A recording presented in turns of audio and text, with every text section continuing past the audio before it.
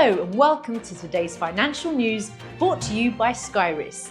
Here's what's happening on the markets today. Tesla stock rose by 2.6% to close at $468.37 on Monday, supported by increased trading volume and continued momentum within a short-term rising trend.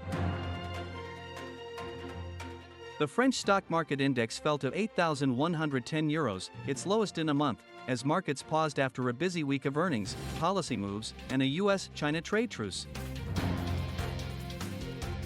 Gold prices dropped below $4,000 per ounce on Tuesday, weighed down by fading expectations of further US rate cuts. The Swiss franc rose to around 0.81 per USD, amid a firm dollar and rising expectations of rate cuts by the Swiss National Bank. Ether fell to around $3,500 this Tuesday, following an 8% decline on Monday, driven by renewed concerns over network security and broader market weakness. Now let's take a look at today's key economic events. At 12 p.m., Brazil's industrial production is expected to decline, after posting a 0.8% increase in August.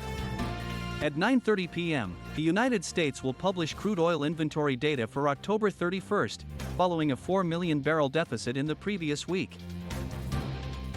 Turning to tomorrow's highlights. At 3 p.m., the U.S. will release the October Services PMI, after recording a reading of 50 in September. At 9:30 p.m., Brazil is set to announce its November interest rate, following a 15% benchmark in October. And that's it for today's Market News Roundup, presented by Skyriss.